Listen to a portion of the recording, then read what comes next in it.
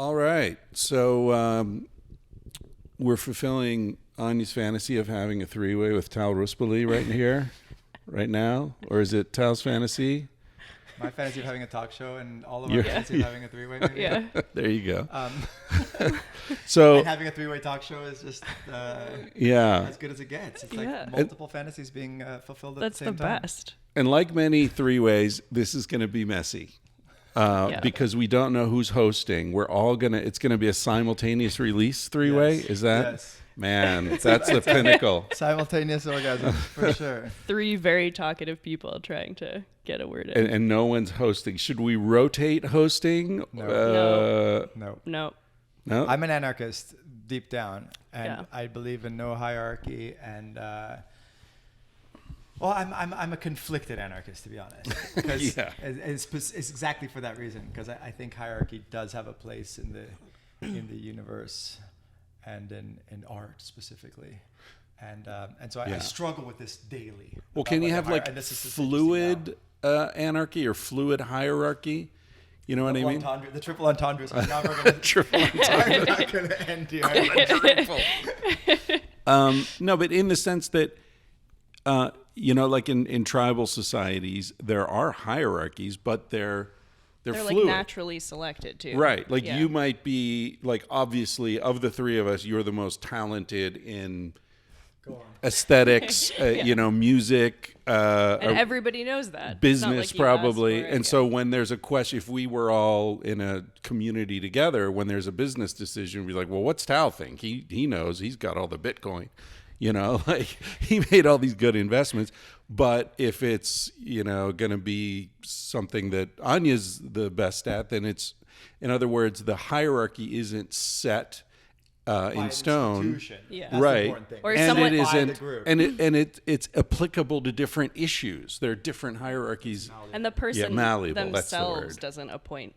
They don't appoint themselves. Yes. The group does, which I think is very important. No one's like running to be nominated or, No one even wants to be in a position of power. No. Right. Wanting to be in a position of power makes you ridiculous. Yeah.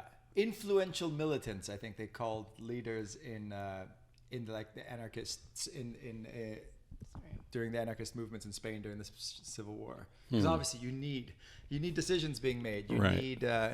You do need leadership. Right. And so there's not, I guess, and I'm always trying to come to terms with these because I like the idea of breaking down boundaries, and I like the idea of deconstructing hierarchies. But part of me is still kind of seduced by and kind of in reverence of certain traditions, I would say. And some of those have kind of baked in hierarchies that I do kind of conflictingly admire. And I'm trying to figure out how to do What's that, how to deal with that. And I think it comes from my dual background of like having a hippie artist mom and aristocratic old family on my father's side. But then he was a rebel. So it was like I have this just uneasy relationship to tradition, but not so much so that I just want to reject it out of hand. I want to embrace certain aspects of it, and I'm drawn sometimes to like a more conservative philosophy that says, let's not, with too much ease or flippancy, throw out what's the traditions that are much harder to create than they are to destroy, maybe. And some tradition has evolutionary logic, right? It has survived because it works. Like I think about food taboos, right? That are based on actual microbiological necessity. Some of those work. Cook food, for example. I don't like sushi. There's a reason I don't want fucking worms. Missing out. I know. Well, maybe that's a bad example because sushi is also its own tradition. Just more meaningful, I think, which you can decide is what valid or not. Tradition or. Also, like Italians are I always joke that Italians are so reactionary when it comes to food. Like, you could have the most, liberal, progressive, avant-garde, communist, like radical in every way Italian, but God forbid you put like Parmesan cheese on fresh tomatoes, right? And sauce on only if it's cooked tomato sauce. But if it's like alla checca, which is the pasta with the fresh tomatoes and mozzarella, if an American asks for Parmesan with that, they look at them as if they've just like blasphemed. Yeah. And what's interesting is that I'm sure deep down they're aware that there's no ultimate authority that's dictating that. There's no actual consequences. And yet there's a respect for this, like, you don't do that. Yeah. Right? And so maybe manners are more important than like taboos, let's say. And that's a very European thing, right? One doesn't do X. Whereas in America, I think American culture is missing that. The one doesn't do thing. I remember speaking to, I've mentioned this before, but I was speaking to this Spanish friend of mine about the difference between Spanish culture and American culture. And he said, you Americans have no sense of the ridiculous. Meaning there is no one doesn't do. There's no, like, you want to take a boat, put it on a car chassis, get a license, a permit for it, and drive it down the road, and that's your car, and everyone knows that's the guy whose car looks like a boat.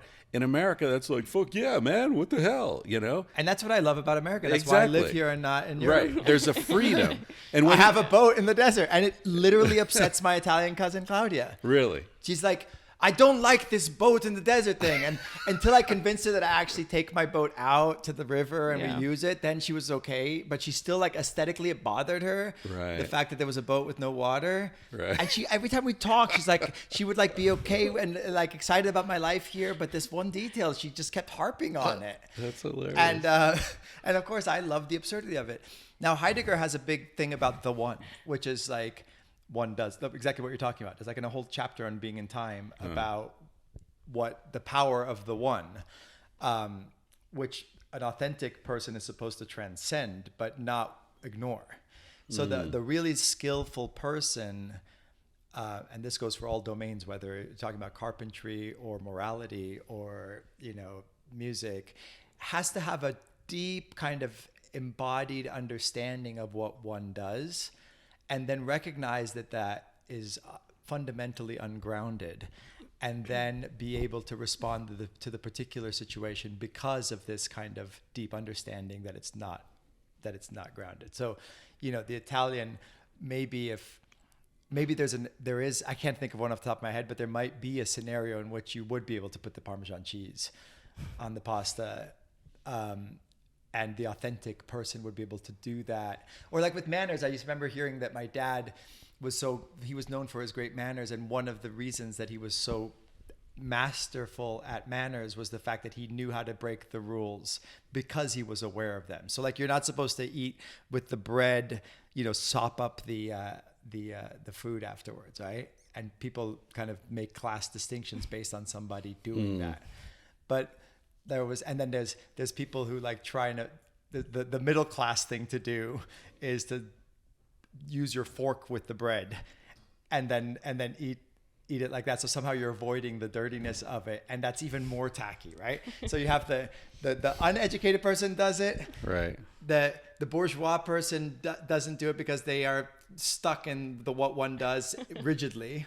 And then the aristocrat is so well-mannered that he can say, look, I know this is ill-mannered, but it's so delicious, I'm going to do it anyway. Right. And maybe like make some reference to it that shows that he or she is aware and therefore able to break the rule.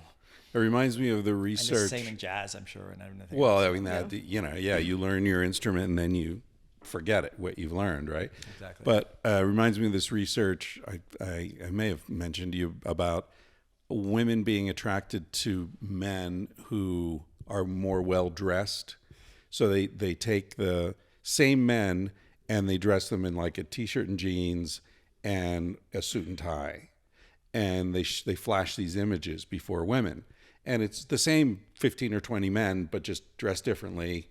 And so, but the women don't know it's the same men because they're seeing so many images coming by, and they're just attracted. This is how attractive they are, you know. And so they find same dude, but in the suit and tie, women rate as more attractive. But then they add a third category of guys who are dressed in a way that is clear that they just don't give a shit. Like they're not playing the game at all. They're not playing the game at all. So it's kind of what you just outlined. It's like the losers of the game, the winners of the game, and guys who aren't playing the game. Exactly. And a lot of the women rate that guy the most attractive. Yeah. So it's almost like a disdain. I understand the game, but I have disdain for it. Or it's like, you can imagine people wearing like expensive brands, right? That show a certain level of success. And then as you go past that, and it would be super, you could see it as super cheesy and tacky, right? Or it's like an expensive brand, but it's kind of torn. Yeah. Or it mismatches with the pants. Yeah. You know what I mean? So it's like, yeah, I could do that if I wanted to, but I don't want to. Exactly. Yeah. Exactly. So and are first we all there is doing a mountain, this? then there is no mountain, then there is the famous Zen saying that then Donovan turned into a song. And it seems like we're going through this a little bit. Yeah. So the idea With is in COVID. Zen is that Yeah. before you start studying Zen, you look at a mountain, it's just a mountain. Then you start studying Zen and you question everything. And then you'd wonder, is the mountain? There is no mountain. It's all an illusion. And then you reach Zen mastery and you look at the mountain, it's just a mountain again. But Yeah. I think we're also having like a particular individual versus the collective debate going on in how we're handling a lot of different things, right? Like whether it's like we're standing for sovereignty and freedom and the individual person has responsibility, or do we have a responsibility to the collective? What is the collective? and there's a tension built in. Like you can't, with language, for example, if you just invented your own language, no one would understand you, and yet you want to say original things, right? So we have to kind of accept that there's there's some group, there's a collective acceptance that these are the words we use, and then we try and create originality with that, right? So I think it extends to every domain. And are each of us doing this in our lives in a more macro sense? Like we've learned, none of us have a job, right? Yeah. Is that the goal? Is that you learn how the world works well enough to disengage from it on your own terms, or engage with it on your own terms? Yeah, I think that's right. I think that's what authenticity boils down to. Yeah. You have to, and in order to disengage from it, you have to have a pretty deep understanding of how it works. I think that's the difference, hopefully. Right. And a whole bunch of other factors like luck and knowing who you are and what you want. I mean, I think a lot of it is just brute luck. But have you ever had a job? No, I've worked on films. I had great experiences, like being a personal assistant and a production assistant and I'm really grateful for like these few jobs I had working for some people who wouldn't be allowed today, the level of hazing and kind of, I worked for this production designer, Dean Tavaleris, who was like, he did all of Francis Ford Coppola's films, and he was genius. He won Academy Awards, but he was so brutal. I'm talking about throwing things and screaming at me till I cried, and now looking back, I think it was nice to see that level of kind of, again, hierarchy and discipline and brute, like fascistic force as part of a stepping stone towards like doing away with all of that. I kind of like that I have integrated that experience. But yeah, no, for the most part, I've managed to live on, life on my own terms, even when it meant living in a bus for several years, because I'd rather have no job and no house than a job and a house. And so. Well, that's an interesting thing. I was on a podcast recently called something on the edge or something like that. And anyway, it was Creative Rebels, I think it was called. And the whole idea was, how do you live your life on your own terms? How do you get away with that? And one of the points I wanted to make was, people think you need to make more money to buy freedom, but I think it's much more efficient to dial down your expenses. Absolutely. Mm-hmm. All the people I've most I've had most reverence for, whose lives have been lived on their own terms have been people who didn't have the means. I know people with a lot more means who live much more kind of imprisoned lives. Yeah. And people who have much less, whether it's like my friends in Spain who live in the flamenco world, or when I was living in the bus for years and traveling around and encountering artists who were, just dedicated to not only living life on their own terms, but to creating on their own terms, and therefore having an original voice, whether it's in music or filmmaking. And those are the people I've looked up to always and tried to model. I think it's important to have role models. That's a good example of chosen hierarchies. When you have a mentor, they didn't ask to be your mentor. They didn't impose themselves as your mentor. Sure. But it's okay to look up to somebody and say, that's sort of what I want. I thought it was very interesting when we met your friend Tom Sewell, who was turning 80 at the time. I think you and I did a podcast together with him. And I expected you to think of him as a mentor.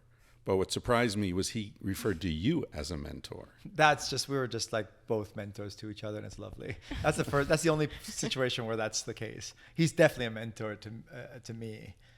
And the nice thing about mentors is also you get to choose what aspects that you want to emulate, and it doesn't have to be the whole thing, right? Right.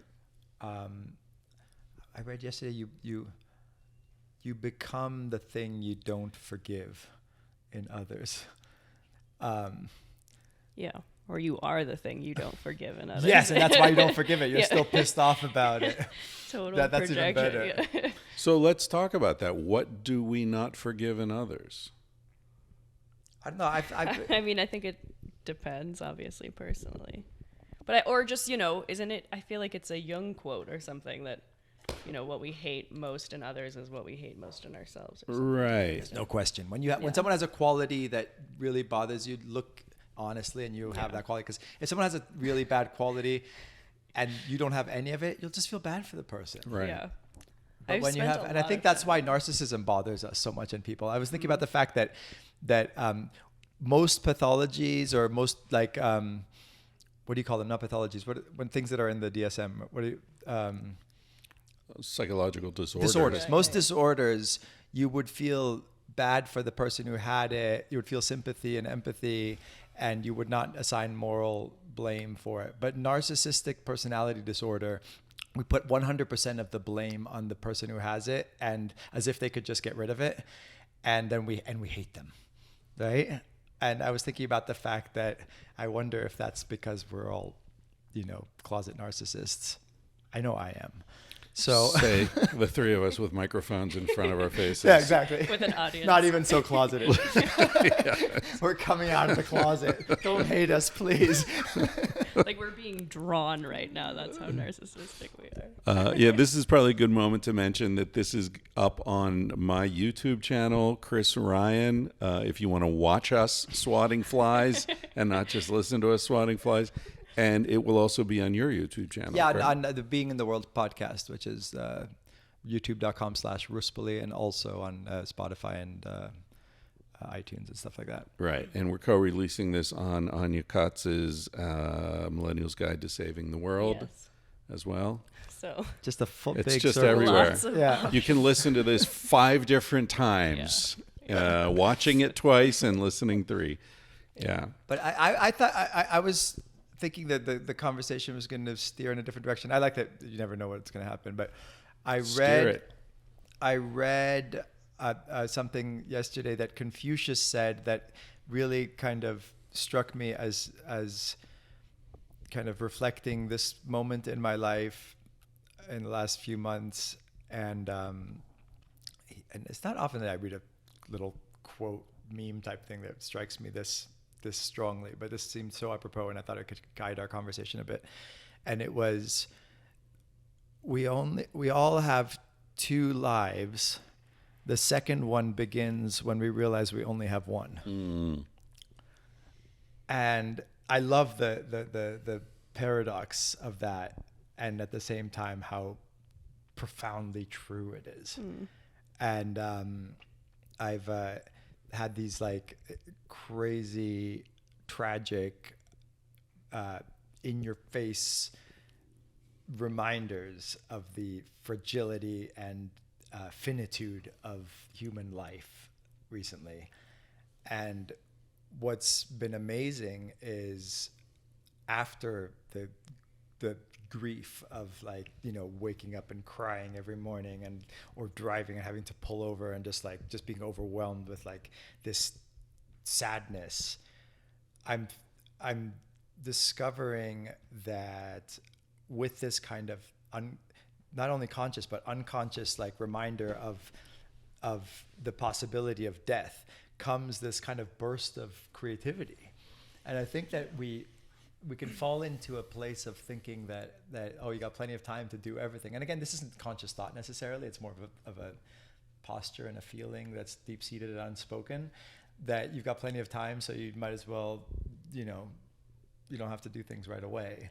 And now, like, you know, 2 months into these experiences, which we can get into if we want, I've had one podcast about it already, what these two tragedies, back-to-back tragedies that I've experienced. But it's kind of given me this this new kind of lease on life, on realizing like, okay, let's do this. Let's have these conversations. Let's, you know, I'm taking more pictures than I ever have before and playing more music and just having a sense of focus and of just urgency of creativity, and of engaging with people and of like appreciating the people of friendships and the other day you guys showed up here and my dear friends Danny and Deborah, who are behind the camera, they like surprised me with a visit, and I'm just feeling like just overwhelmed with these meaningful and old friendships like manifesting here. So anyway, that's a little bit of a ramble, but yeah, it's what I've been thinking about lately. Yeah, I think I just released a podcast that was just me called Everything is Beautiful and Dying. Ooh, and I feel like that's just sort of been, I feel like that's been my state for a while, but particularly this past summer, driving through hundreds of thousands of miles and acres of burnt forest that had only previously been reforested. And it was like the magnitude of the problem, but yet we're out in nature and it's beautiful and there are rivers and we're so appreciative and it's so amazing. And we also feel really inspired, but it's just like always has this component of there's a real bittersweet quality to these summer trips that we do. Yeah, and I feel like it's getting more every intense. year. Yeah. Because of the fires and climate change and all this? Well, or? I mean, initially, you know, you go up to the Northwest, Oregon, Washington, up in there, and it's just, you see these beautiful mountains that are totally denuded, just ripped to shreds, right? Down to the roots. And mile after mile after mile, as Anya's saying, without the fires, you just see like, these aren't forests. These are tree plantations, right? The topsoil washed away 200 years ago. And it's just replanting, rip it out, replant, rip it out. And it's like, I remember having this image. It's like seeing a beautiful woman who's been abused. She's still beautiful, but man, she's living a really hard life. And now we're running from the smoke every fucking summer, right? It's apocalyptic.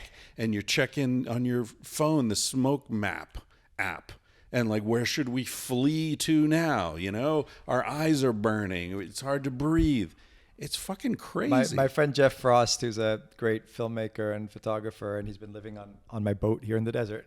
And he made a lot of films about wildfires, and he's like filmed hundreds of them. He goes around the country. Right, I remember that. And so he had these very magnificent images of these fires, and he posted on Instagram saying, wanting to make fun of the motivational poster, and he said, caption this as if it was a motivational poster, and then the best one I'll actually print. And I was one of the winners of the caption contest. And I wrote, don't be sad because it's over. Smile because it happened. With an exclamation point. So I'm excited. My award is going to be a printout of this poster. And I can't wait to hang it up in my room. But in a way, it's true. Yeah. Well, and this brings us to humor, right? Like, is humor the only rational or perhaps irrational response to our current situation. Like, we are partying on a sinking ship, and people are arguing about, whether you're taking too much from the buffet.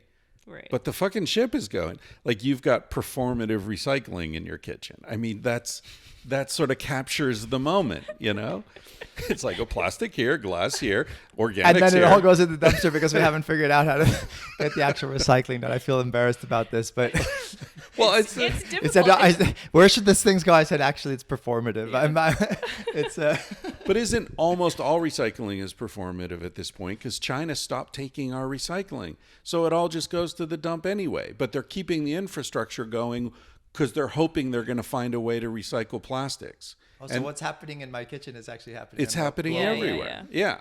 So even people who think they're doing the right thing in recycling, it's all going to the fucking dump. Yeah.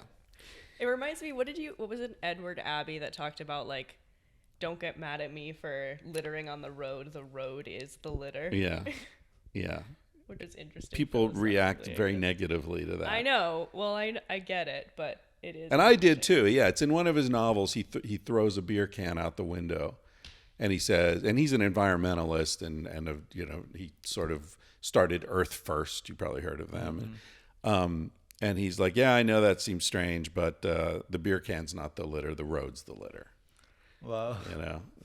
And that speaks, it's kind of trivial in a way, but it speaks to, what is the systematic destruction of the environment? Is it that I don't recycle, or is it, the power plant that's built out there? Yeah. And it all goes also like there's a politically, it's a kind of facile thing to like blame think that the individual can fix these things. Yeah. And think you can like fix global warming by buying a Prius. It becomes individualistic and it becomes consumeristic often. Which and just it becomes feeds into it. Self-congratulatory. Yeah. It becomes sanctimonious. It becomes all the things we don't want to be as progressive people. And I think recognition that you have to change the institutions. It's more difficult. Right. And can seem more daunting. And of course, personal choice does factor into things. If enough people make, changes, I believe that's a worthy goal.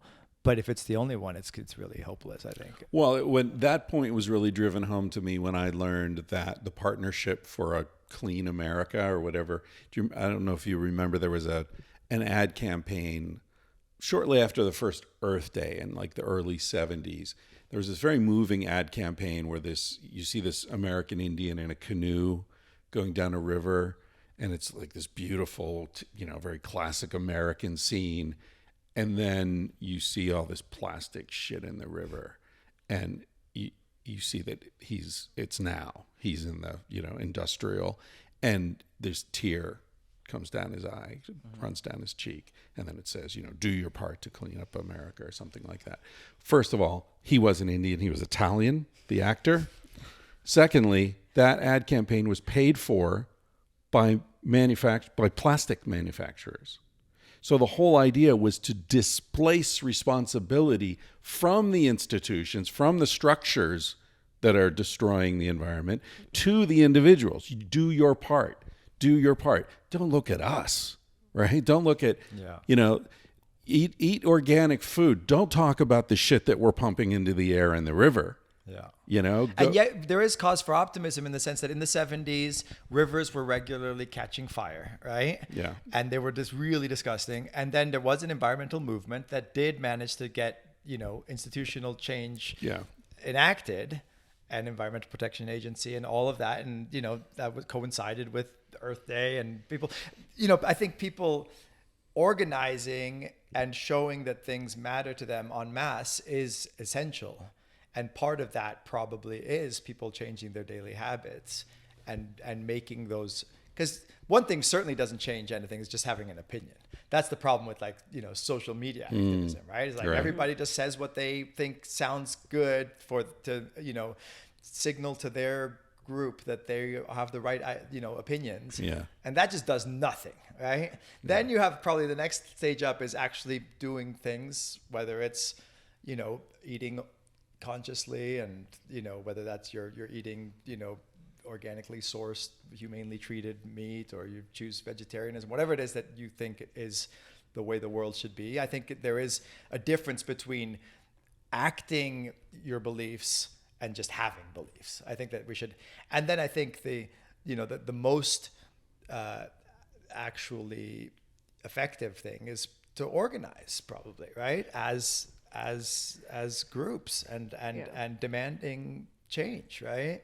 But I think that's also like, we can't agree on anything. I agree. I feel like if we could all get together and even just hold one collective belief, we would get so much done. And I feel like that's the other thing that's been really upsetting, like traveling through rural Montana and Idaho and just seeing the division as far as, politics and masks, and everyone's just so angry. And so there's a reason so the institutions difficult. probably foster that sort of divisiveness about Right. what counts as true. It distracts from their role and their responsibility.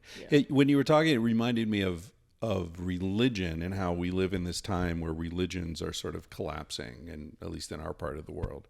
And I often think, I'm not religious, but I have a friend, one of my closest friends, who raised his kids in a religion, and I said to him, like, but do you really believe in this? And he was sort of evasive about whether he actually believed in the religion, but he said it's better for them to be raised in a religious community.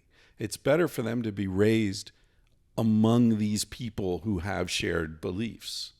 So it's almost like it doesn't matter really if the belief is true. What matters is that you're building a community and you're taking care of each other. It's like the secondary effects of being in a religion are really good. Pragmatism isn't true, but it works.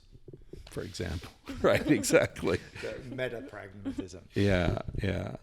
So going back to the whole presence of death thing, my podcast, every episode so far, pushing 500, ends with a song called Smoke Alarm, which says you're going to die one day. The whole song is about, hey, go for it, because you're going to die one day, right?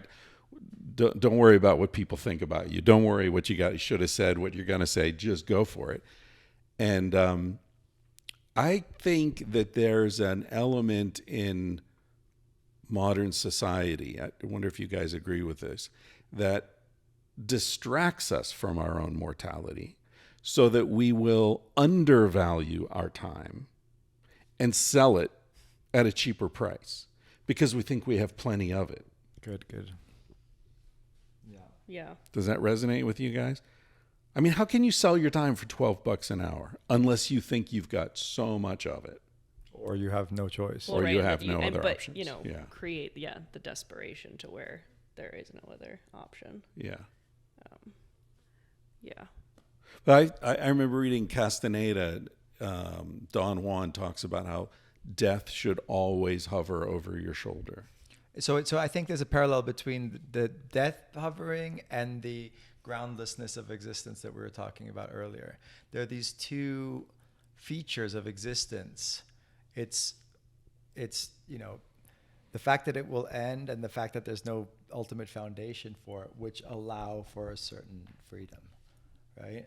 Because if we had infinite time, there would really never be any reason to do one thing instead of another, because you could always do the other thing somewhere down the line. Right. So like Heidegger calls this running forward into death. So every choice represents the death of every other choice because there's an end, and therefore a choice matters. A choice wouldn't matter if there wasn't an end. And I think that we can forget that, and death comes to remind us of that. Hopefully. I think about a hunter-gatherer or a farmer who has to kill his food every day. Kills a chicken. Right. Kills a pig. Hears it scream. There's a presence of death that our society isolates us from, right? Our food comes in packages. We don't see the death. Someone else is seeing it. It's even human death, right? Well, it's all away somewhere. And kids don't fall and nobody hurts themselves, and we sort of become numb to that kind of, I think physical and psychological right. challenge and stimulus. Sort of like, that initiation that I imagine you went through when working in film, right? Like, fuck, okay, I have to get through this. I have to step up to the plate. And then we're missing that. I mean, we're missing mentors. We're missing initiations. I heard an interesting person on your podcast who was like a recovering vegan who said that, and she was vegan for like 17 years. And she said, one thing that vegans are doing is they're just like not having the death on their plate. Yeah. Right. But Right. you don't realize, like, I saw someone said, death per avocado. You don't want to talk about the fact that in order to plant an avocado 20 acres, they have to kill every single thing in that 20 acres, every insect, every gopher, the soil itself has to be totally destroyed. And then like rebuilt up with only. bone meal. Right. Where's that come from? Exactly. Yeah. And so like maybe and this was like the argument for when in the 90s when I went to Spain and I went to bullfights, which seemed like this like, cruel and brutal and savage, ritual to a modern sensibility.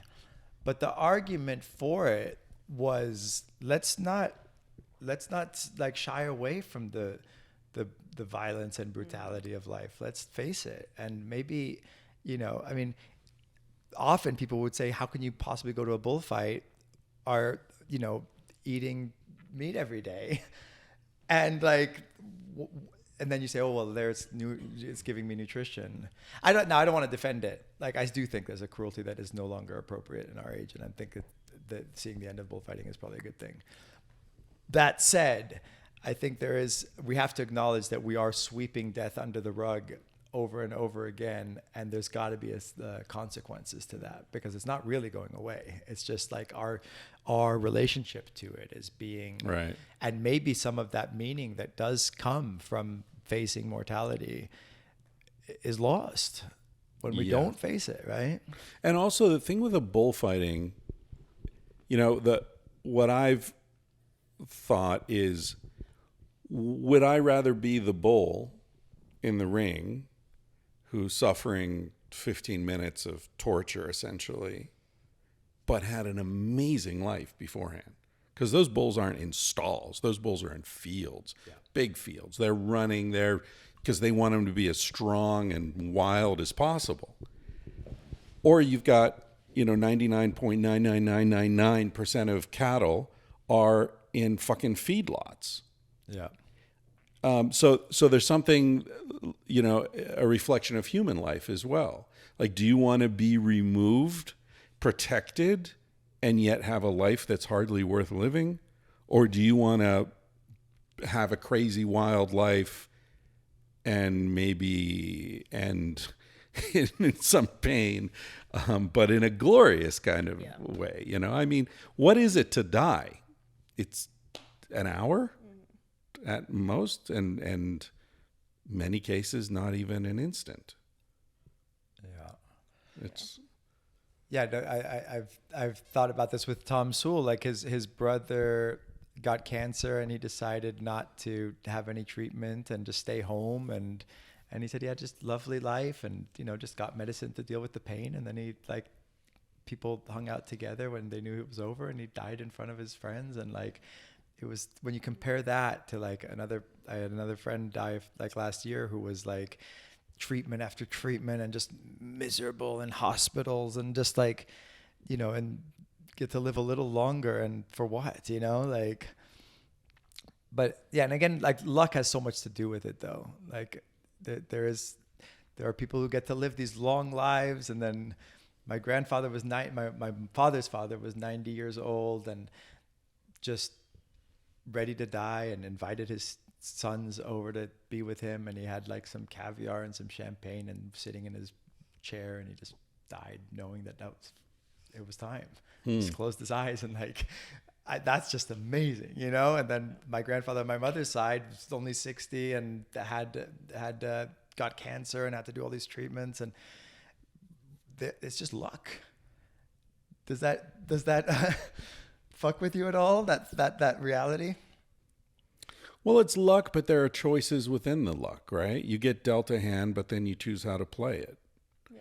So, and also it's perspective. Like, we have a friend who's 60 who was just diagnosed with cancer, and we had a conversation, and she was like, I'm just not ready to go. And Chris said, what would make you ready? And I feel like it's this question of like, if you're living your life freely and the way that you want to be living it with a lot of meaning, at any point it's okay. At any point it's like, okay, yeah, maybe this was unexpected or this is happening before I thought, but like I'm good. I've lived such a full life full of different people and joy and tragedy and pain and and yet if you have sex. plans, if you have urgency and you have like the desire to do certain things before you die, and then you're told you're going to die, it must suck even more in a way.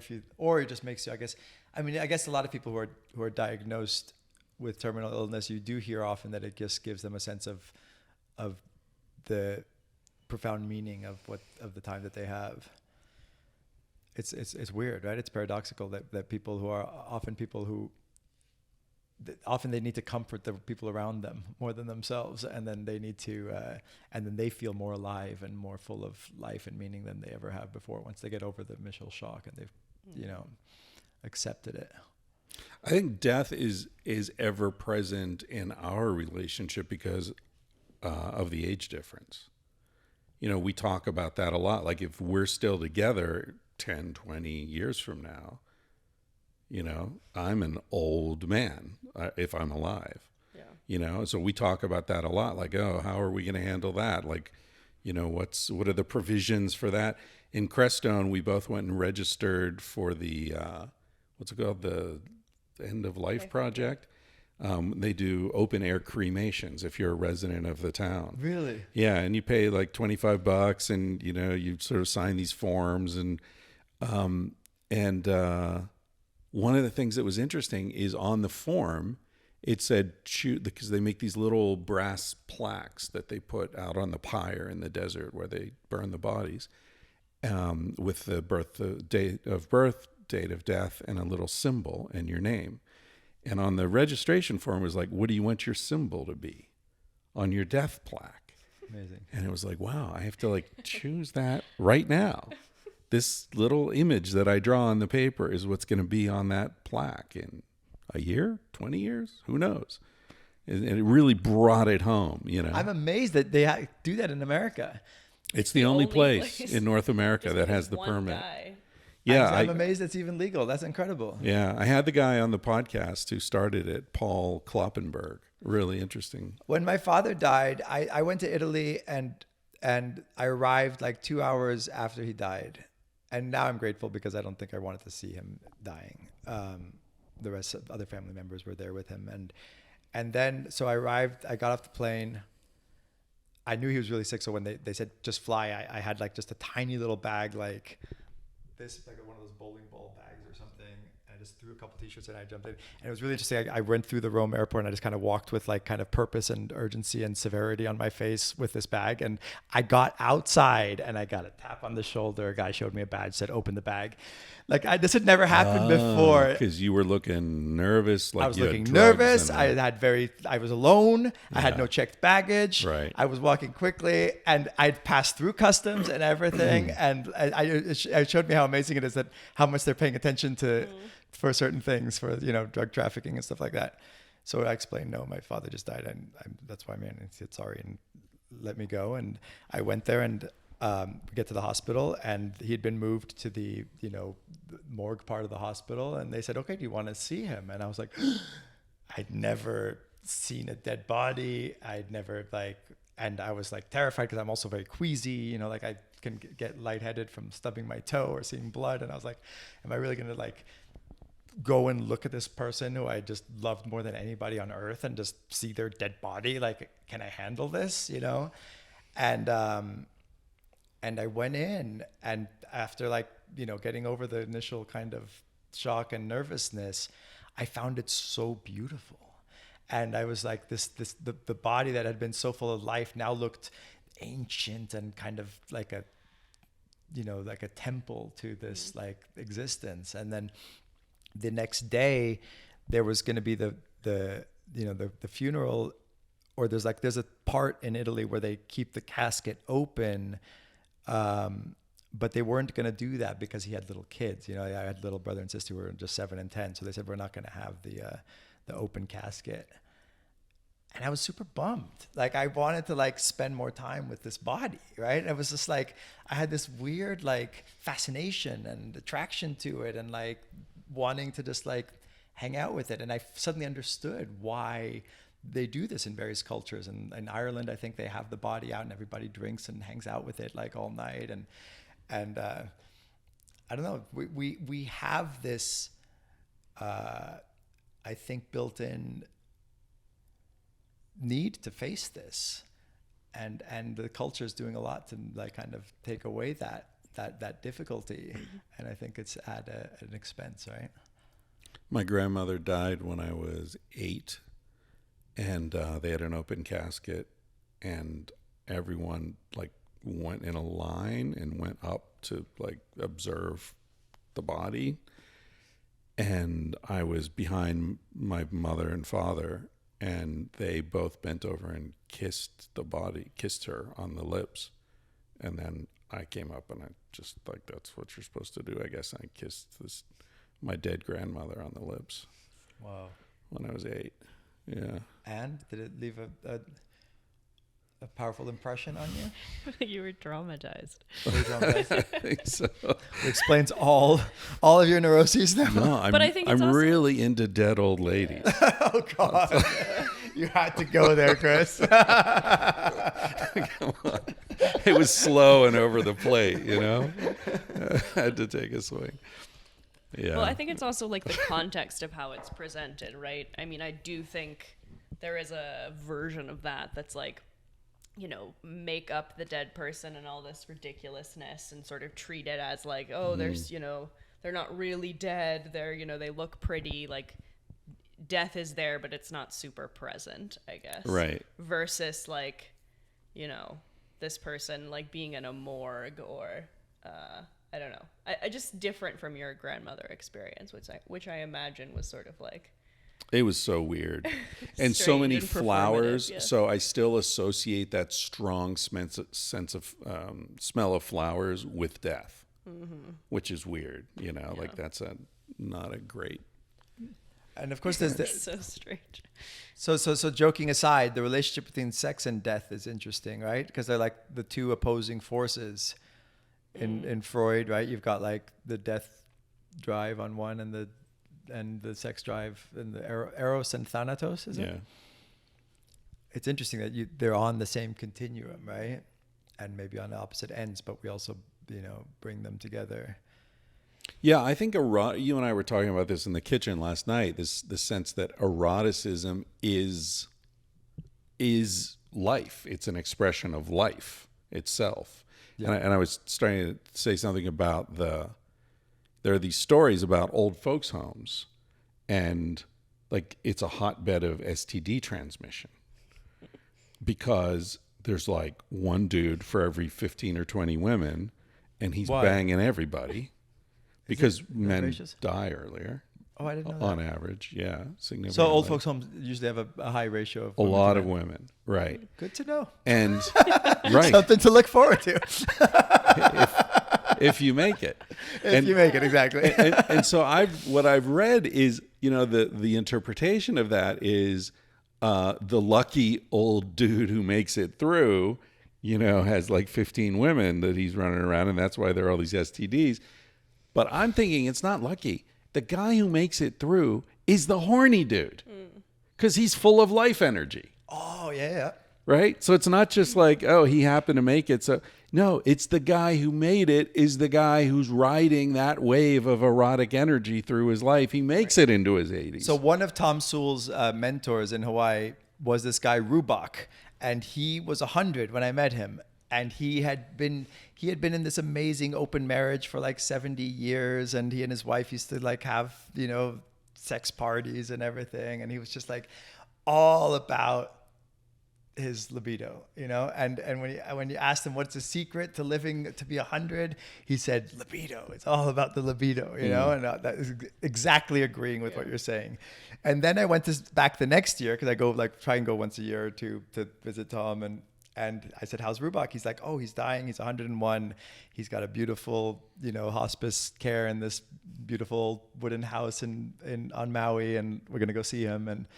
And And this is one of the most beautiful things I've ever seen in my life still. It's like we go to this house in the middle of the jungle and there's this 101-year-old man and he's laying down on this kind of massage table in the middle of a room with like surrounded by like nurses and caretakers and people just like making his transition as easy as possible. And he was lying there and he said, "It's all about love."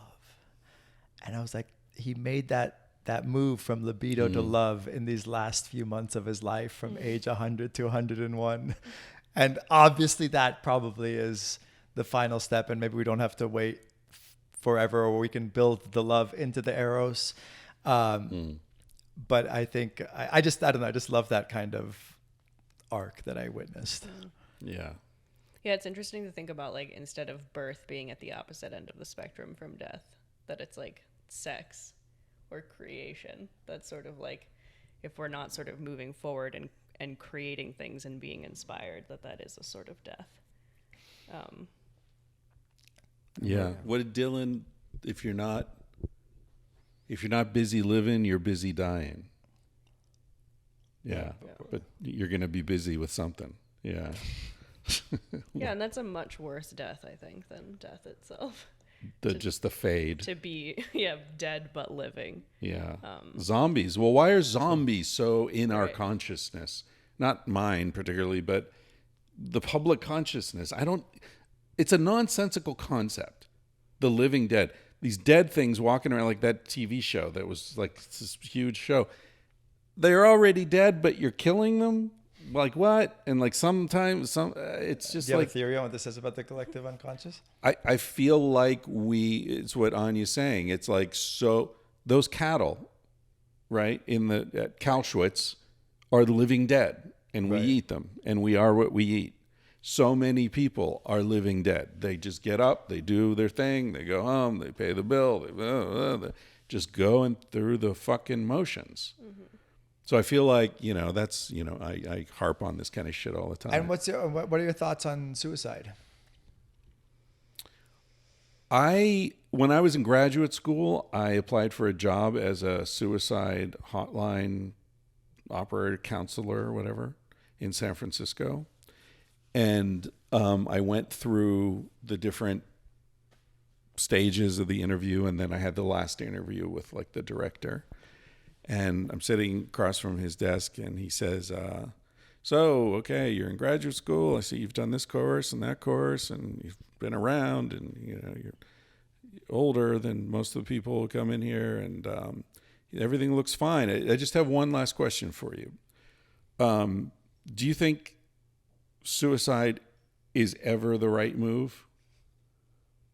And I said, "Yeah." And he said, "Damn, can't hire you, because that's it." And I was like, "Yeah, of course it is sometimes." But I understand his perspective. He can't have me on the phone saying, "Yeah, you might as well jump," if I were you. But yeah, my grandfather on my father's side had diabetes, and around the time I was maybe 8 or 9, they cut off one of his toes because he had gangrene. He had, and he wouldn't stop drinking. And he was an abusive, angry, very unpleasant man. And we used to go and visit him at least once, normally twice a year, especially at Thanksgiving. And every time we went to see him, he was missing more of his body. And so from the time I was 8 until I think he finally died when I was in my early 20s, we'd go visit him. And he had this hospital bed in the living room of this little house they lived in. And he would piss in a wine carafe and then just like leave it on the tray next to the bed. So the room always stank like his piss. And he would, had a bedpan to shit in. And every time he was like missing his foot, then he was missing his leg, then above the knee, then they started on the other leg. And each time, and it was just horrible, horrible, disgusting. He didn't like his wife. He was abusive. He was angry. And so I grew up in those visits just thinking, why don't you die? Why are you here? The only pleasure in your life is the disgust that you provoke in everyone else. Just fucking die, dude. And so for me, it was I have a very strong sense of like, we each own our lives. And if you want to end it, end it. Don't drag it out and torture everyone around you. So I don't know. That's how I feel about suicide. But that's a particular kind of suicide. And who makes the judgment call too, right? Because someone's suicide is gonna, I don't know, register for one person differently than the other, and like, what are the factors that go into deciding when it's a good decision versus not? That seems insanely complicated. It's very complicated, and it's very personal, obviously. Yeah. But I was angry at him for not having the courage to die. Right. So I don't. But I mean, you mentioned the two people close to you whose lives have ended recently, and it seems to me those were very different situations. Neither of them was an angry, old, sick person. No, they were both young. One, we don't know if it's actually suicide, but it's probably. But there's been never a body found or any knowledge of what happened. So that's just a weird unsolved mystery. And then the other one was brutally, 46 years old, just a year older than me, very good friend, was living on one of my properties in Bombay Beach, spent a lot of time up here, and, shot himself in the head just outside, in view of the poor person who found him, who luckily another dear friend of mine who amazingly was kind of equipped to deal with that, and just psychologically and spiritually, and leaving behind a 7-year-old daughter and a mother and a sister, and me who's like pathologically optimistic and always like trying to and succeeding and painting a very rosy picture of almost anything that happens, had a lot of trouble kind of processing that, because it was very difficult to find any like silver lining, except the fact that if someone was in that much pain that they could just be out of it. I mean, that's the silver lining, and I agree that people should be allowed to do that. Like, we didn't ask to be here, we didn't choose our lot. Why do you? I think that with that comes the possibility of giving back the ticket, as Dostoevsky says in Brothers Karamazov. Like, there's like,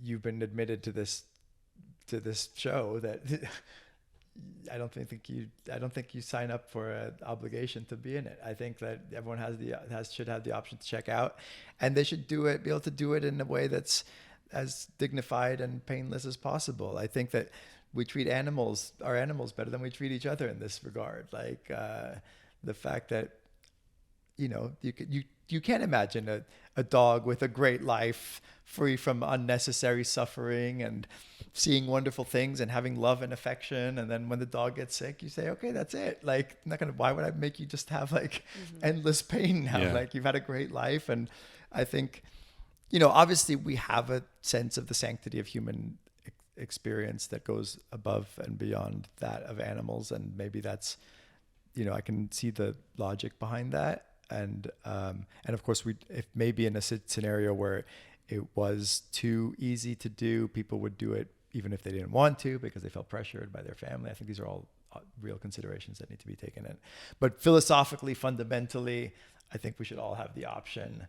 And I'm sure everybody thinks about how they would do it, at least sometimes, right? I mean, you want to have an exit plan and I think that that's okay. We shouldn't be it shouldn't be such a taboo. Like, it would be nice if there was like ways to do it. Obviously, it shouldn't be too spontaneous. And in these two scenarios, I think both of these people had great lives that they could have pushed through. And part of me obviously believes at some point there's some like inevitability and destiny. And, we obviously have a tendency to think about how things could have been, but they never turn out different than they did. So we have to, accept at a certain point that things just are the way they are.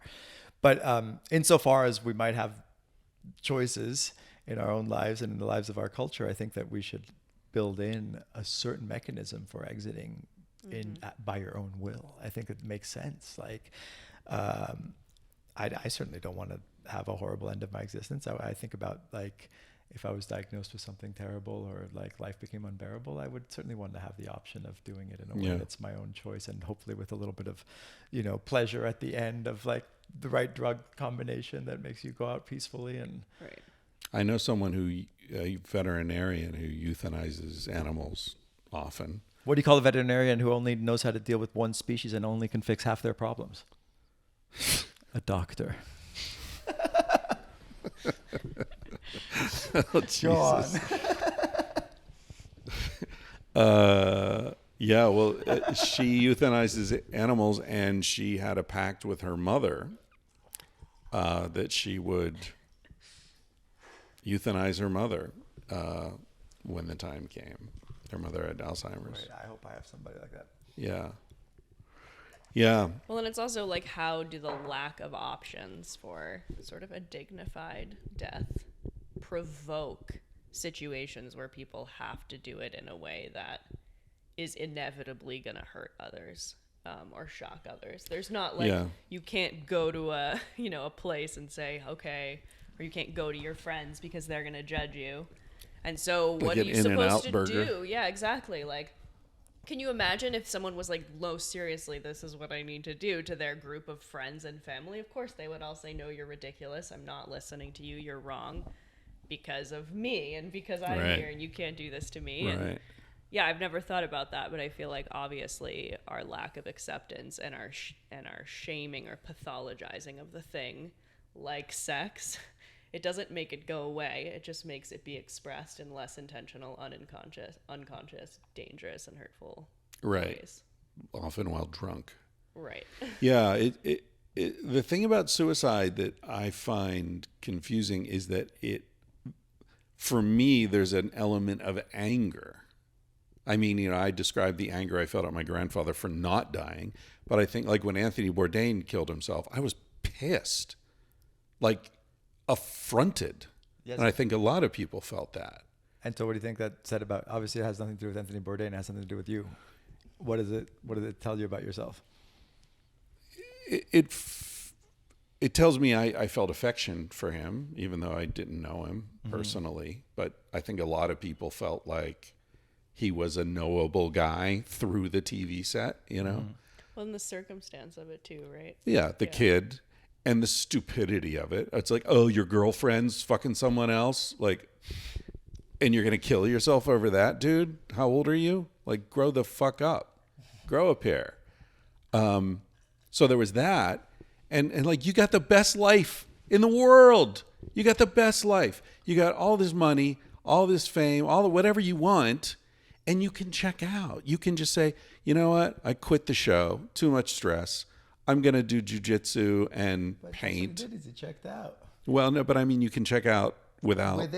You're asking him to still accept all of the meaningful differences that we accept in our life. And I think when someone gets to suicide, they're rejecting all of the meaningful differences. So that's why I think it's a logical fallacy to have any sort of moral culpability assigned to someone who is like has committed suicide. Sure. Because they have said, I don't want any of this, including all of the things that you think matter. They don't matter to me anymore. And that's at the moment. Tragedy. But where's your perspective? Well, that's the thing, but you don't have it. Well, also, isn't there something about like people who have jumped off bridges but not actually killed themselves? Yeah, that while they're falling, they often report that they regret it, which I think is an interesting. Definitely doesn't apply to all cases, I would imagine. Yeah. But it's interesting that it exists at all. But there's also the physiological thing. You're falling through space. Right. Your body is saying, mistake, mistake, mistake. Yeah. Even if your mind is somewhere else. But I mean, what I was trying to say about the anger and the suicide is I think it makes mourning more complicated. Yeah. You know what I mean? Like if Elle, for example, turns up, how are you going to feel?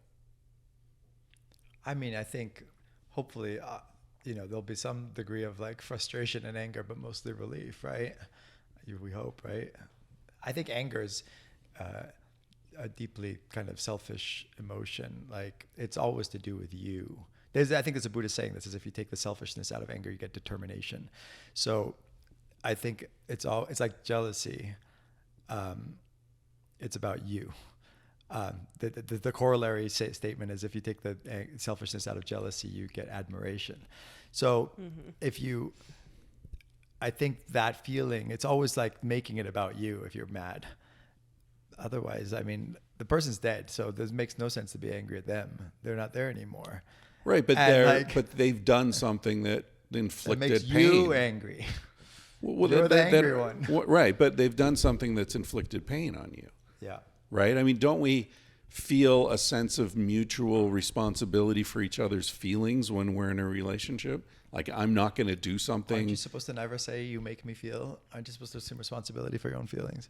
Yeah, okay. We have responsibility for our feelings, but, you know, you wouldn't do something that betrays my trust. I assume that's why we're friends. Mm-hmm. And I assume you're assuming the same thing about me. Yeah. I'm not going to like steal one of these paintings, right? Yeah. I'm a guest in your house. I'm going to treat it with respect. I would say you would have a right to be angry if I betrayed that.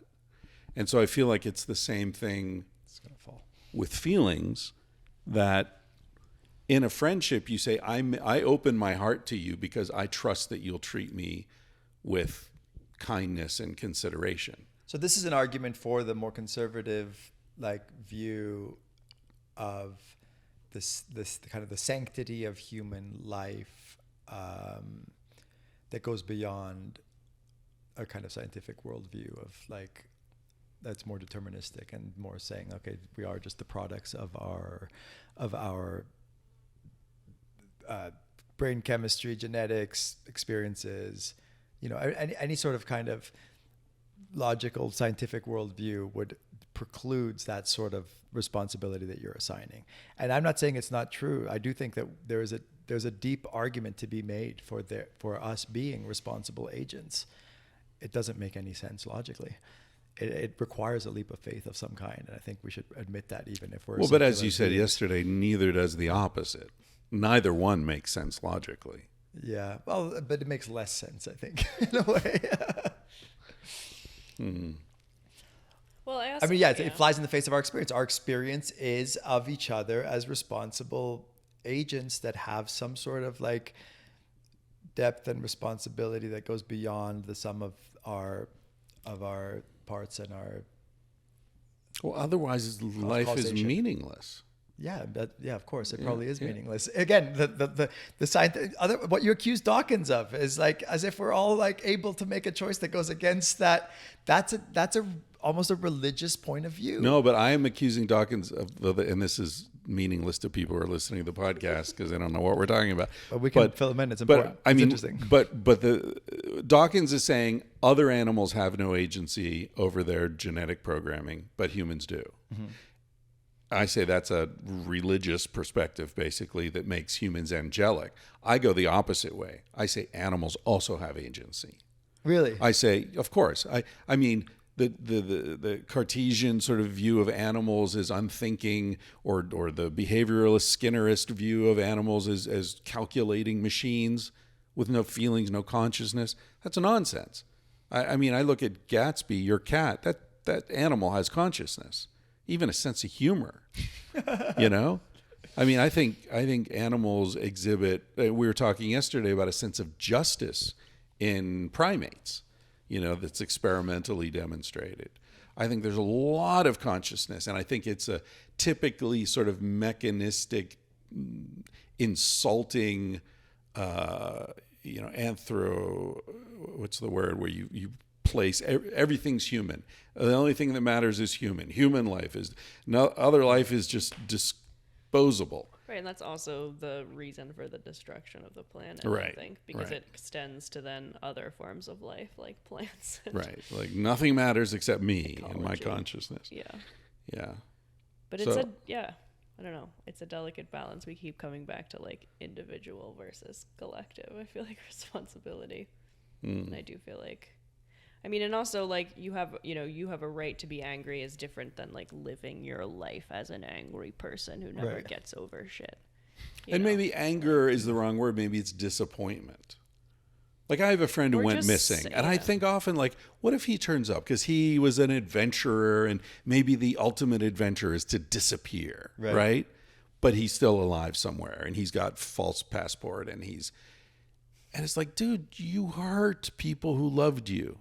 Yeah. I mean, earlier we were talking about like, what do you not forgive in others? I think that's probably it for me, that you intentionally hurt someone who loved and trusted you. Yeah. I find that very hard to forgive. Yeah. Yeah, and also, is the anger just an expression of sadness? Ultimately. Yeah. I just have trouble. I guess I'm so torn about this. So I'm just always just playing devil's advocate when I say things like this, because I also believe the opposite just as much. But like, give me an example of someone behaving differently than they did. There is none.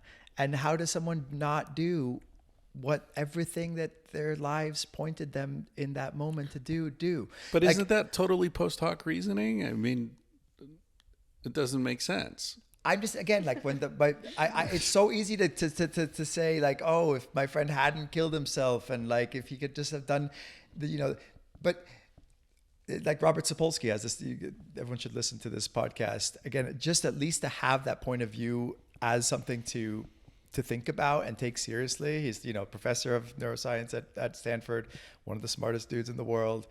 My co-host, Patrick's PhD advisor. And he's like, show me the neuron that fires on its own, that without any cause before it, like we're gonna, the guy, he pulled the trigger on his head, right?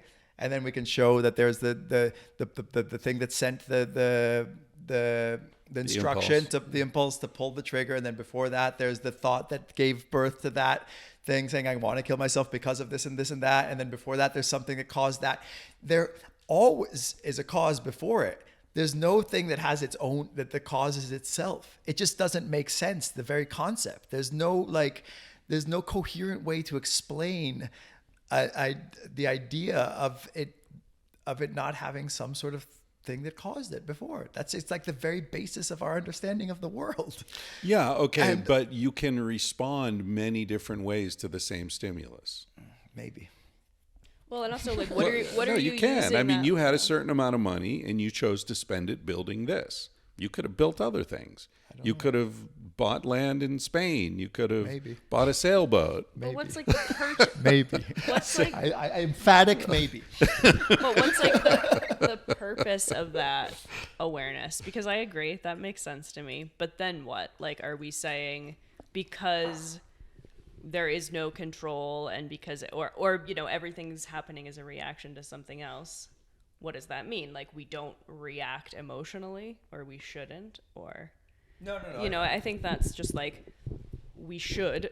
I think it's like an argument for emotionality to some extent, but like, it's important that we don't stay there and live there and operate from that perspective, because it's a waste of time. Like, okay, I'm angry, which means I'm upset, which means I'm sad, which means there's grief. Okay, let's process But what do you think about free will? Do you think you choose your behavior, or is everything just what it is? I find it to be a kind of boring question, honestly. Like, because to me, I just follow it. Okay, but so if there is or if there isn't, how does that change my life or influence my life, I guess? And it doesn't really matter to me. I just don't have any control. Well, but it matters in the sense of whether you can assign responsibility to other people for their behavior. Yeah, but I don't like hold blame, or I would like not to hold blame or stay angry or stay upset. Like, I'll give myself permission to feel whatever it is that I feel, which I think is unavoidable to some extent and really important, because if you don't like feel the pain or grief of a thing, I don't think you get the burst of creativity or the extent to which you like value life more. But if you just live there and you're just angry and bitter and pessimistic all the time, of course, disappointed, or like thinking about how it could have been different, like, what is the point? That's such a waste of time. Well, but isn't like a therapeutic approach to, like, you're a big believer in therapy, it's helped you a lot. Doesn't seeking therapy and doesn't the whole process of therapy sort of undermine the idea that everything is predetermined and we're just reacting to chemical impulses? Yeah, but only as a point to make you feel things, I think. Like, that's the only point.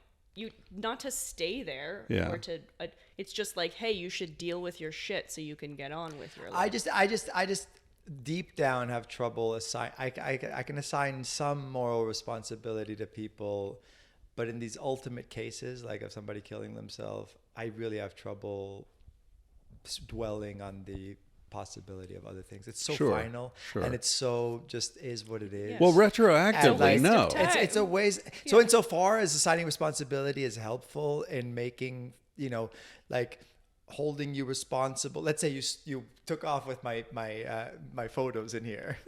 I'd stop hanging out with you, and hopefully that would help, like, you not do that to the next guy, because you say, I lost my friend for a photo. I got the photos. But if you killed yourself, I'd be like, you know, sitting there and being mad and saying you shouldn't have done that. It just seems just like such a pointless. You'd stop hanging out with me, though. That I would do too. Yeah. So I guess I'm a utilitarian when it comes to like that level of like assignment of responsibility. Well, you and would then deep be, down, wouldn't whether it actually is true that things could have been different than they are, it's up in there. I don't think we'll ever find that out. You know. I But remember, one thing's for sure is that things never do turn out differently than they do. That's my takeaway, and they never have in the past. There's never been an instance, even once, of things happening differently than they did. And we don't have an experience of So- that. except in Yeah. dreams and movies. Well, then why do we even want that? I mean, I guess that, you know, people get mad at me sometimes because not that I want to like avoid pain and suffering, or that I don't think that there's like just pain and suffering that wasn't meaningful in some way. But I think, like we were saying before, you have a choice as to how you react to something. And to say it could have happened differently means your entire life could have turned out in a different way than it did. You know, how someone's affected by someone else's death, or just someone's injury or someone's illness. Like, it's not interesting. I'm interested in how myself or anyone else like made meaning or grew from an experience, and, you know, had it metamorphise into something else rather than I remember how it could have gone. It's like one time I asked Stanley Krippner, we were driving somewhere, and I said, so if you could hang out with any figure from history, any deceased, you know, person, who would it be? And he said, oh, I don't think about things like that. And I said, what do you mean? He said, I don't waste time thinking about things that couldn't possibly happen.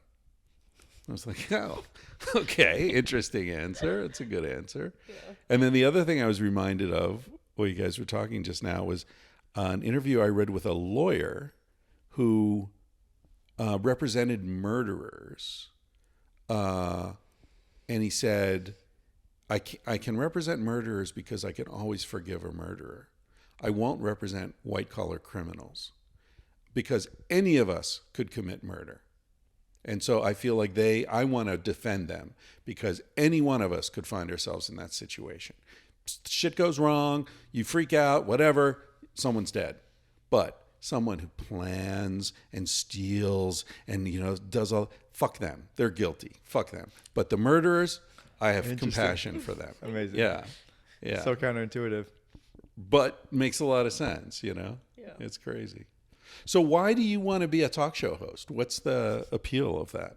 Oh, I just love this. I love, even though it's just something profoundly frustrating about it too, because obviously conversations never, you know, like Don't capture the whole thing. Yeah, and it's just like it's this very Sisyphean, like, you know, task, right? Of like, and yet there's something cathartic about it. There's something beautiful. I like the focus that comes from the way these podcasts like make us sit down and have a conversation where. If it weren't for this, I'd probably have gotten up like 10 times already and like looked at my phone and like. Yeah. It's true. It's just creative. It's like a way to commune with people in a deeper way that used to happen probably over, you know, meals. I remember in Italy growing up, there'd be like 4-hour-long meals. There were this like beautiful thing. One time, like we sat down so long at lunch that like we ordered dinner and like in the age before phones. And then I just always just admired those shows I do have this devil's advocate thing too. Like because I don't assign ultimate moral responsibility to anybody, I also don't hold people responsible for their beliefs and their political beliefs. And I have a certain detachment, for better or worse, from my own beliefs. I don't know if I'm right and so I really enjoyed just the dialogue. I think it's like, I love the William F. Buckley show where he always had people on that were like had the opposite beliefs of him. And I think this day and age is missing that. And you have like, so you have this like smart conservative person, who would firing line. Yeah. And then he's talking about, he's having a debate with Noam Chomsky or Timothy Leary or, one of the Black Panthers. And there were always these amazing like dialogues. And I think that that's a beautiful thing that's missing in this day and age. And we're more and more tribalized and, only listening to voices that we agree with. And so I just think there's a nice space for it. And I think it's an antidote to a lot of the ADD that's happening both in the culture and in myself. Yeah. I wonder if there's a podcast called sort of Respectful Disagreement. I feel like that's what all of our podcasts are. I mean, I've been thinking. Well, but I don't seek guests who I disagree with. We've talked about this. Of course, you guys disagree with each other about a lot of things. Yeah, but I don't seek it. That's fine, but I'm saying like I mean, I'm not having a Nazi on my podcast. 100%, but I don't think that's respectful disagreement. I think that's challenging debate or fundamentalist disagreement. There should be an Overton window, right? Like I think certain things should probably lay outside of the bounds of acceptability, that they're so far out that like you don't need to engage with it. But I think that the Overton window should be wider, and I'm more tolerant of views that are drastically different from mine. And I do think it's interesting to like in Italy, there was, as a way to avoid fascism happening again, they decided to have such a pluralistic system that you can even have a fascist party. And but it's very difficult to hold and maintain a majority. So you have these coalitions that are fragile, right? And I'm probably the only person ever to hold up the Italian government as as an exemplary thing. But what I love about it is its inefficiency, right? Right. And the fact that it's, as an anarchist, it's very nice to see how difficult it is to hold on to power. Yeah. And you have this plurality of views where you don't have like everything being, every view kind of like, what happens in this country is like you have the far right, racist, nationalist, xenophobic, fascists, and the more moderate Republicans all having to have the same identity and kind of be dishonest in order to fit in that view. So when I went to Italy in 2003 and would talk to my fascist uncle, who's like still around in his 90s and would like, say poor Mussolini in the morning over breakfast, I asked him, what do you think about the impending invasion of Iraq? And he says, oh, I am Bush's man in Italy. I am very, very supportive of what he's doing for two reasons. One, war for oil is important. And two, I am for the Crusades. And I was like, if only they would just say that and we could debate that on television instead of like all this nonsense about spreading democracy and everything, right? Yeah. So I think there's a certain beauty and honesty to like allowing for a wider range of belief systems and accepting that your own belief systems, just because you have them, doesn't make them right. And forming coalitions with different belief systems to get something done that you all agree on. And your belief system doesn't negate anyone else's belief system. Like they can coexist. I'm not saying, your opinion isn't valid. I just feel like we're going to circle back to the anarchist and not like, how do you not impose the hierarchy, but have the hierarchy? I feel like I think about my podcast or podcasts in general, just in trying, there's so many of them and why are they valuable or how can they be valuable? And I think it is more about the conversation in and of itself, not the topics we're talking about, but the fact that we're setting an example of how you can have a conversation that's really interesting and coming from a place of respect. But encompasses many different belief systems and experiences and opinions. And I would like to seek out more disagreement on my podcast. I don't meet enough people. I think in Italy and Europe, I think it would happen more often probably. I think we are in this country so tribalized that I think it's probably unusual, even with all our traveling that we do and everything. How often do you meet a really smart person with a really different political philosophy from you? It probably doesn't happen much. And if it does happen, we probably don't realize it because neither one of us wants to talk about politics. Right. Because we just don't want to get into that discomfort zone. Yeah. I mean, I definitely have people on my podcast who are, It's interesting. I can think of people who I'm sure our politics are very different, but we're not talking about politics. Right, exactly. We're talking about, whatever. And I think it's nuanced, but like I've recorded one podcast at least with someone who came to the table super argumentatively and like with a sort of fundamentalist belief and wasn't really interested in having a conversation with me about my side. He was just more interested in sort of like promoting his belief system and arguing with me as a way to sort of like uphold his experience or narrative. And I didn't release it because that's to me, that's boring. It's fine. I love, like you said too, I think I was talking about this recently, like that I think what I would like to do is have conversations with people who I disagree with, but where the audience maybe doesn't even notice that we disagree about it. That we're both sort of we're on the same page, at least as far as, curiosity and respect and there's an interesting thing that happens as well, a self-selecting mechanism where you just recently had someone reject your invitation to be on the podcast because their politics don't align with yours enough. Right. So there's I that. mean, I did release some like particularly taboo episodes about gender and race, and so I'm not surprised. But yeah, it was interesting to have it happen, and because I don't think that's true. She said basically, I don't think we have similar core values, which I think is actually probably wrong. Right. I'm not. I think being woke and again like authoritarian or shaming about my politics is not what I believe, but of course I want equality for all people, and I think anybody should be able to identify in whatever way that they want, and I think our core values are the same. I think even people, these Trump supporters who live in wherever that we travel to, like I think if we really could get down to it, we would all have similar belief systems. It's just the context of them is so different, and but yeah, it was maddening because I thought like, how are we supposed to come together? It was part of my sort of grief around the planet too. Like everything's dying and we're just yelling at each other about nonsense. And we do share the same core values and we're talking about semantics or it's just such a waste of time. I wonder if there are phases of response. I mean, almost like the phases of grief, the denial, anger, bargaining, acceptance, or depression and acceptance. I wonder if there are these same phases in dealing with this sort of global grief that we're feeling now. I wonder if, maybe we're passing from denial into anger. And that's why we're all screaming at each other. And For then sure. the bargaining is going to come in where we're going to be like, okay, now we're going to invest in clean energy, but it's too late.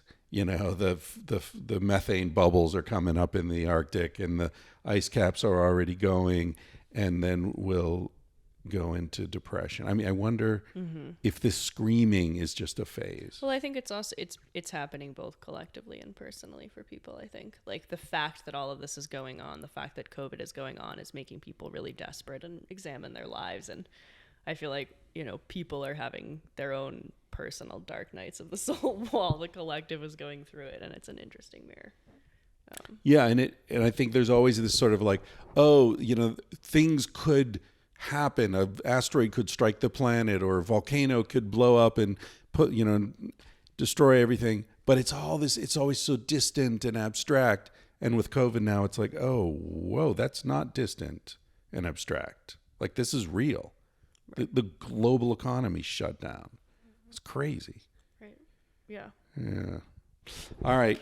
I think we better wrap it up. Are we wrapping it Tal's up? Tapped out. Do we all agree? Tal wants to Yes. look at his phone. All right. So we I don't feel bad for these guys. How long have we been going? This is a it's long an one. hour and a half. Wow. Standard. It's about half a Rogan. Half a Rogan. It's amazing. They're measured in Rogan's Yeah. podcast Thank you, duration. guys. Thank you. Yes. Promote your podcast. It's called Being in the World. And Anya and Chris have both been on now, and we're up to about 52 episodes. And it's on YouTube, Spotify, and Apple Podcasts. So, yeah. And I just want to thank you guys for just coming here and, like, just having this time together Oh, the last come few on. days. I've told you, I'm gonna tell you publicly, just come here and just like live here if you want. Spend weeks or months at a time here. See it as your home. Thank you. And it's just like, for those of you who can't see where we are, we're in the Joshua Tree, in a shipping container that's been turned into an art gallery, and it's a magical space. It's magical. Do you promote your? Oh yeah, you can come and you can come and stay here on Airbnb. We have 7 rentals on from very luxurious, the library, which is I think like $300 a night. It's all on a shared compound of 7 acres, and everything from the luxurious library to a little canned ham trailer for one. And the only reason I live up here in Cannes, I don't do Airbnb for the money as much as I do it's nice that it sustains itself. I call it a capitalist commune because actually it works to allow this kind of communal existence. But more than the money is the interactions I have with people that are from around the world, and it's so interesting. Always cool people here. Yeah, it's very rare I get. So if you're not cool, don't come here, please. They stopped listening a long time ago. Yeah, exactly. If they're still here, they're probably cool. Yeah. If they want to listen to us. How do people find it on Airbnb? Is it under the whole JT or something? I think if you just Google my name, Tao Ruspoli, and Airbnb, Joshua Tree, you should find it. Or the library, Yucca Valley. I don't even know. Follow me on Instagram and ask me if you want. Right. Tao, TaoRuspoli. It's Googleable. I've Googled you before. Yeah, it's not hard. I'm not hard to find. This will be on my podcast, A Millennial's Guide to Saving the World. Sweet. And Tangentially Speaking, and on the Chris Ryan YouTube page. Thank you, everybody.